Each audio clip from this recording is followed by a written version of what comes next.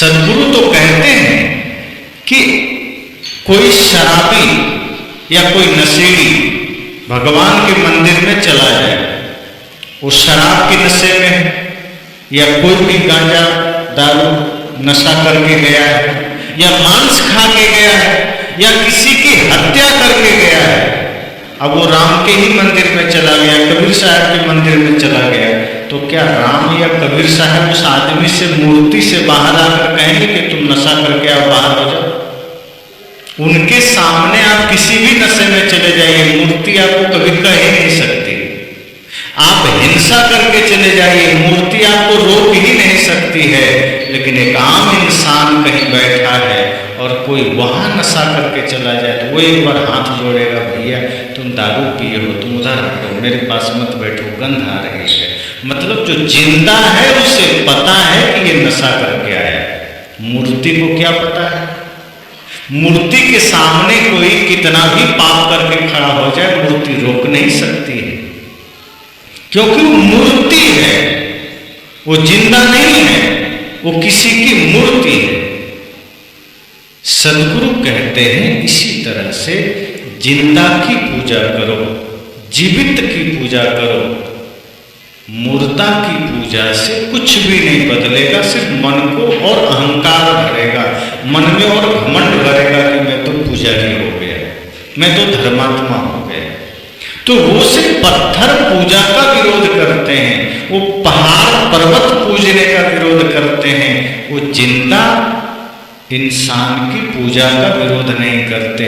अब पूजा का अर्थ जानना है। पूजा का अर्थ है सेवा।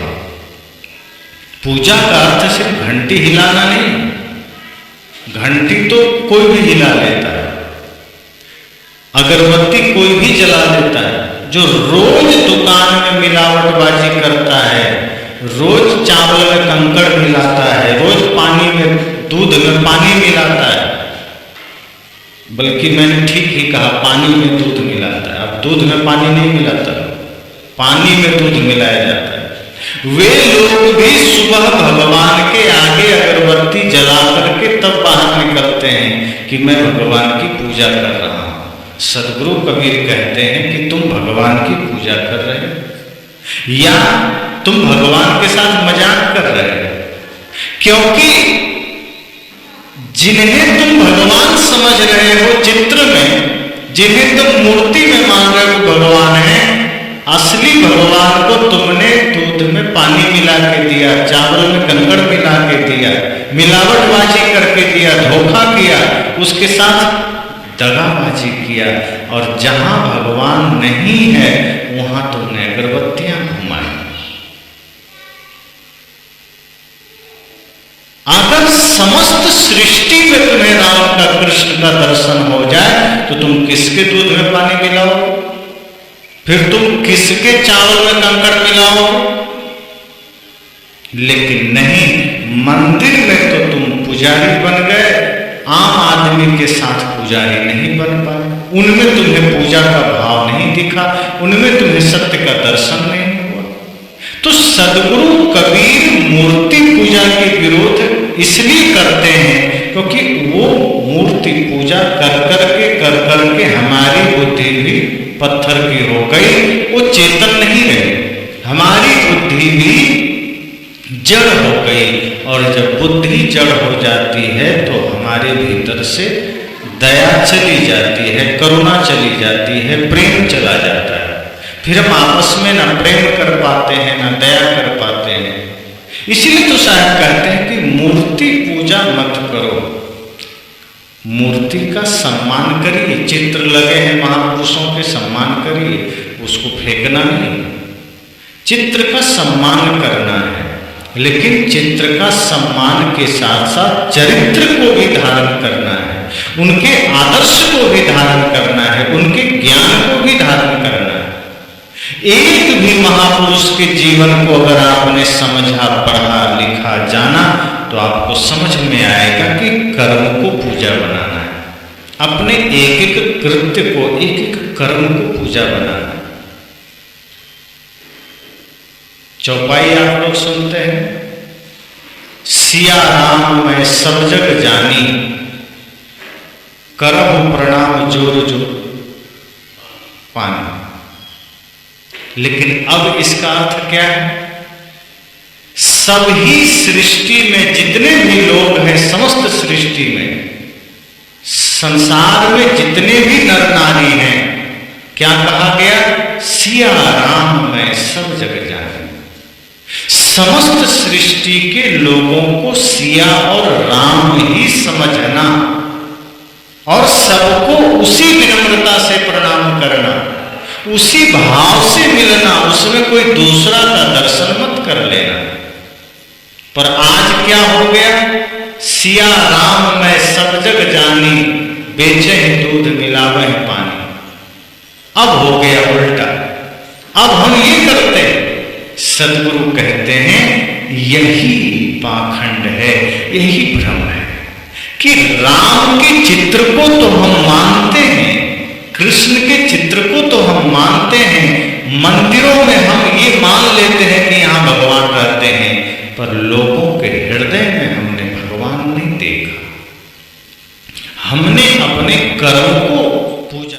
तो मूर्ति पूजा का विरोध सदगुरु कबीर इसलिए करते हैं क्योंकि मूर्ति पूजा कर करके हमारी बुद्धि भी पत्थर की हो गई, बुद्धि हमारी पवित्र नहीं रही, बुद्धि हमारी विनम्र नहीं रही, पत्थर की बुद्धि हो जाती है। तब हम क्या करते हैं? अपने ही माँ का अपमान कर देंगे, अपने ही पिता के साथ अपमान कर देंगे, अपने ही पुत्र को हम सही संस्कार नहीं देंगे, अपने जीवन को भी हम बिगाड़ देंगे। तमाम तरह के विकारों से, तमाम तरह के दुर्व्यसनों से हमारा जीवन भी बिगड़ जाता है। तमाम तरह के बुरी आदतें हमारे जीवन में आ जाती है। इसलिए सदगुरु कहते हैं कि मैं मूर्ति पूजा का विरोध इसलिए करता हूं ताकि लोग जीवित की पूजा कर सके। हम जीवित की पूजा कहाँ करते हैं? जब मन आया किसी से विवाद कर लिया, किसी से झगड़ा कर लिया। असली पूजा को समझना है कि जब आपके व्यवहार से सबके जीवन में प्रेम जागृत हो सके, जब आपके व्यवहार से एक एक जीव को संतुष्टि और सांत्वना मिल सके, सुकून मिल सके। हम तो छोटे छोटे जीवों को भी सताते चले जाते हैं। हम तो अपने ही आसपास के लोगों को न जाने कितने दुख देने लग जाते हैं, दुख दर्द का कारण बन जाते हैं। अपने निज हित के लिए, अपने स्वार्थ के लिए कितने लोगों के हम गले तक काटने को उतार हो जाते हैं। सदगुरु कहते हैं मैं मूर्ति पूजा का विरोध इसलिए करता हूं। तो सवाल यह फिर किसकी पूजा करें? तो सदगुरु कहते हैं पूजा आत्म की करो। आत्म की अर्थात जितने भी नर नारी हैं, जितने भी जीव हैं, सबके प्रति करुणा का व्यवहार रखो, सबके प्रति प्रेम का व्यवहार रखो। अब ऐसा नहीं है कि माता की पूजा करने का अर्थ है कि माँ को कुर्सी में बैठा के अगरबत्ती घुमाने लगो। इतना करने से माँ की पूजा नहीं होगी। समय के साथ माँ की आरती कर लो, पिता की आरती कर लो, गुरु की आरती कर लो, लेकिन ये पूजा का संपूर्ण रूप नहीं। पूजा का संपूर्ण रूप है कि माँ की सेवा प्रातः काल से लेकर शयन समय तक करते रहो। सुबह जब जागृत हो, सुबह जब नींद से उठो, माँ पिता गुरु के चरण स्पर्श करो। उसके बाद उनके एक एक व्यवस्था का ध्यान रखो, उनके भोजन का, उनके कपड़े का, उनके स्वास्थ्य का, और बिल्कुल विनम्रता से ये सोचो कि माता पिता ही मेरे भगवान है, यही मेरे आराध्य है। क्योंकि माँ बाप, अब सोचो, ब्रह्मा जी को आपने नहीं देखा, विष्णु जी को आपने नहीं देखा, शिव जी को आपने नहीं देखा, हमने भी नहीं देखा, लेकिन ये तीनों गुण माता पिता और गुरु में है और हम उनमें वो चीज देख नहीं पाते। मां जन्म देने के नाते ब्रह्मा है, पिता पालन करने के नाते विष्णु है, और गुरु हमारे बुराइयों को अंत करते हैं, हमारे जीवन के विकारों का अंत करते हैं, इसलिए महादेव। अगर हम माता पिता गुरु में ही ब्रह्मा विष्णु महेश का दर्शन कर ले, हमें कहीं जाने की जरूरत क्या है? और वास्तव में माता पिता और गुरु ही हमारे जीवन में ब्रह्मा विष्णु महेश हैं, जो हमें जन्म दे रहे हैं, पालन कर रहे हैं और हमारे जीवन में विकारों को मार रहे हैं। हमारे जीवन के समस्त बुराइयों का संहार करते हैं। गुरु हमें हमारे बुराइयों पर लेप नहीं लगाते। सच्चे गुरु हमें हमारे दोषों पर, हमारे बुराइयों पर चोट करके उसे निकाल देते हैं। जो अच्छे डॉक्टर होते हैं, अगर आपके शरीर में कोई फोड़ा है, घाव है, अगर आप चले जाएंगे तो वो उस पर सहला के भेज नहीं देंगे कि जाओ जब ठीक है, तब तो घाव और बढ़ जाएगा। जो अच्छे डॉक्टर हैं वो कैंची से, औजार से उसको पूरा भाग कटिंग करके निकाल देता है, दवा भर के पट्टी लगा के भेज देता है। तत्काल तो दर्द होता है, पीड़ा होती है, इसका मतलब वो डॉक्टर आपका दुश्मन नहीं, वो आपका हितैषी है कि आपकी पीड़ा का उसने पक्का समाधान कर दिया। गुरु हमारे जीवन की बुराइयों का अंत करते हैं। इसलिए सद्गुरु कहते हैं कि असली ब्रह्मा विष्णु महेश तो माता पिता गुरु हैं। अगर हमने उनमें ये दर्शन कर लिया तो हम उनके साथ बुरा व्यवहार ही नहीं करेंगे, फिर तो हमारा कर्म पूजा बन गया। तो हमारा कर्म पूजा नहीं बन पाता, लेकिन हम मंदिर में पूजा करने चले जाते हैं। अब यहां लोग ये समझ लेते हैं कि सद्गुरु कबीर मंदिर के विरोधी हैं, पूजा के विरोधी हैं। सद्गुरु कबीर पूजा के विरोधी नहीं है। अगर वे कहते हैं कि माता पिता गुरु की पूजा करो, इसका अर्थ ये नहीं कि पूजा का विरोध करते हैं। इसका अर्थ इतना है कि वो सत्य का दर्शन कराते हैं। इसका अर्थ इतना है कि आपको सही पूजा से परिचय कराते हैं। जैसे कोई आदमी प्यासा हो और कोई सिर्फ कहे कि ये देखो कागज में पानी लिख के तुमको दे देते हैं, पेट भर जाएगा तुम्हारा, भरे। कागज में पानी लिख दें, कागज में दूध लिख दें, कागज में शरबत लिख दें, और वो सारा कागज का टुकड़ा आपको दे दिया जाए और आप पढ़ पढ़ करके क्या तृप्त हो जाएंगे। सद्गुरु कबीर कहते हैं तुम मंदिरों में यही तो करते, वहां तुम प्रार्थना गाते हो, तुम मंदिर में सिर झुकाते हो और तुम्हें लगता है कि तुम्हारा सारा काम हो गया, लेकिन तुम वास्तव में अपने जीवन में उस पूजा के मर्म रहस्य को धारण नहीं कर पाते। तुमने वहां राम का नाम जप लिया, कृष्ण का नाम जप लिया, तुमने वहां गायत्री मंत्र का जाप कर लिया, तुमने वहां कबीर के मंत्र का जाप कर लिया, बुद्ध के मंत्र का जाप कर लिया। उसके बाद जब घर आए तो तुम्हारे व्यवहार में बड़ा परिवर्तन आ गया। पिता के साथ गाली दे रहे हो, मंदिर में तुमने मंत्र पढ़ा था, यहां तुम गाली दे रहे हो। मंदिर में तुमने गायत्री मंत्र पढ़ा था, घर आए तो दूसरा ही गायत्री मंत्र तुम्हारा चल रहा है। भाई को गाली दे दिया, बच्चे को गाली दे दिया, पत्नी को गाली दे दी। और आजकल के आदमी का तो बात ही निराली। आज का आदमी कोई भी बात बिना गाली के पूरा ही नहीं करता। एक आदमी बात बात में गाली देता था, कुछ भी बात हो तो वो हमेशा साला शब्द का प्रयोग करता था अपने बातों में।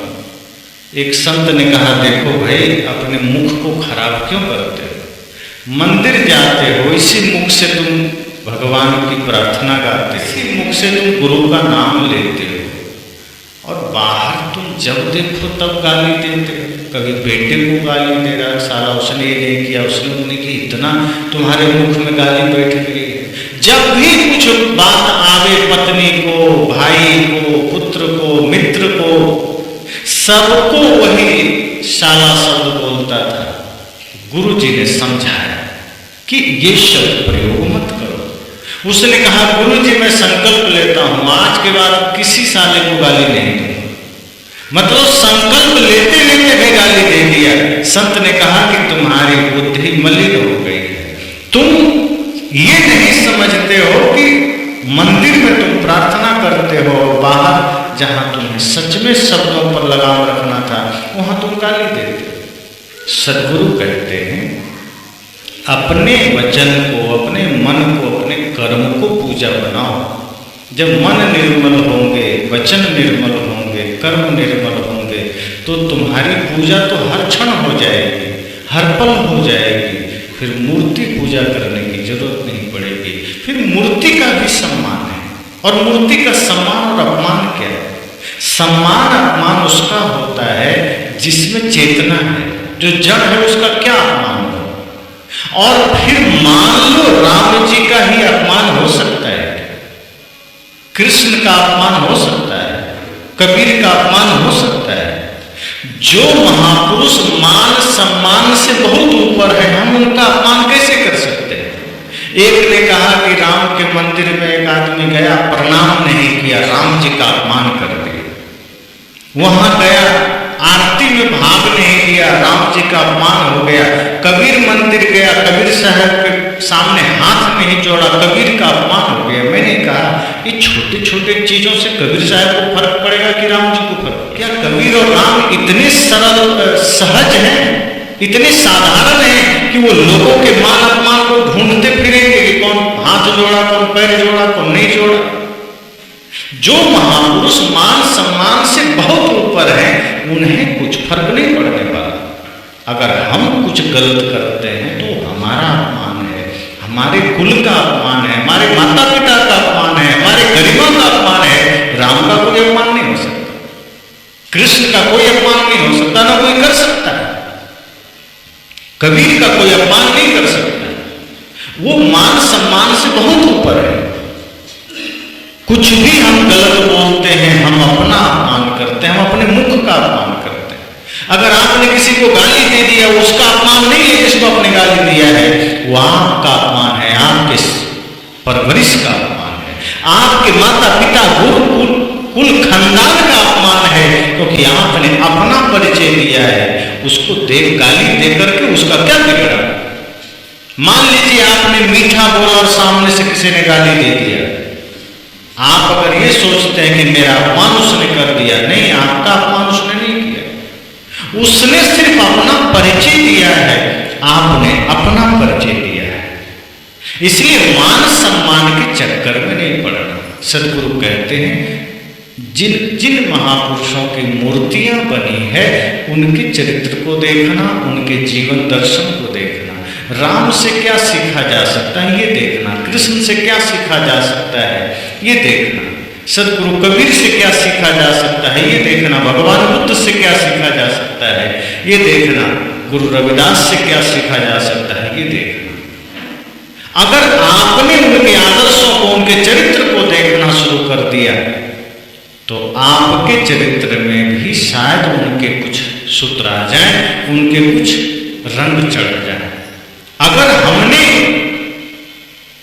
उनके चरित्र को नहीं देखा, बस इतना समझ लिया कि बस सुबह उठे, मंदिर में गए, अगरबत्ती घुमा लिए, अपना घर में मंदिर लोग रखते, छोटे छोटे मंदिर लोग घर में बना के रखते, वहीं बैठ के ओम जय जगदीश हरे कर लिए, और दुकान में गए, बाजार में गए, अन्य काम में गए तो अपना जीवन अलग कर लिए। वहाँ मंदिर में कुछ और थे, बाजार में कुछ और हो गए, मंदिर में पुजारी थे, बाजार में और हो गए। तो हमारा जीवन मंदिर में कुछ और होता है, सत्संग में कुछ और होता है, घर में कुछ और होता है, बाजार में कुछ और होता है। वही आदमी जो मंदिर में मुख से प्रार्थना गा रहा था, बाहर उसी के मुख से आप देखेंगे झूठ निकल रहा है, गालियां निकल रही है, द्वेष निकल रहा है। तो इसलिए हम सबको सदगुरु कबीर के विचारों को समझना है। सदगुरु कबीर कभी भी वो बात नहीं करते जो हमारे मान्यताओं को और जड़ता में बदलते। सदगुरु कबीर सदैव यथार्थ कहते हैं। वो हमें शुद्ध मानव बनाना चाहते हैं, वो हमें शुद्ध इंसान बनाना चाहते हैं। वे कहते हैं कि जब तुम इंसान बनोगे तो सब में तुम्हें भगवान दिखेगा, सबके साथ तुम्हें प्रेम होगा। लेकिन तुम सांप्रदायिक बन जाते हो, कोई हिंदू बन गया, कोई मुसलमान बन गया, कोई ईसाई बन गया, कोई बौद्ध, कोई जैन बन गया, कोई कबीरपंथी बन गया। सदगुरु कहते हैं तुम सिर्फ सत्य का पथिक बनो, धर्म का मार्गी बनो, प्रेम का मार्गी बनो, अर्थात इंसान बनो। अगर इंसान बनोगे तो इस सृष्टि में जहां भी सत्य है वो दिखाई देगा, और यदि सांप्रदायिक बनोगे तो जिनसे तुम जुड़े हो उनके अतिरिक्त सब में बुराई नजर आएगा। अगर कबीर से जुड़े हो तो राम कृष्ण बुद्ध महावीर में बुराई नजर आएगी। अगर राम से जुड़े हो तो कृष्ण बुद्ध महावीर कबीर में बुराई नजर आएगी। अगर बुद्ध से महावीर से जुड़े हो तो अन्य सब में बुराई नजर आएगी। लेकिन अगर तुमने सत्य को स्वीकार किया है, प्रेम को स्वीकार किया है, इंसानियत को स्वीकार किया है, तो राम की मर्यादा भी दिखेगी, कृष्ण का प्रेम भी दिखेगा, बुद्ध की करुणा भी दिखेगी, सदगुरु कबीर का खरा ज्ञान भी दिखेगा। लेकिन ये तब होगा जब हम इंसान बन सकें, और ये तब होगा जब हम अपने कर्म को पूजा बनाएंगे। तो हम सब अपने कर्म को पूजा बना सकें, ये संकल्प ले।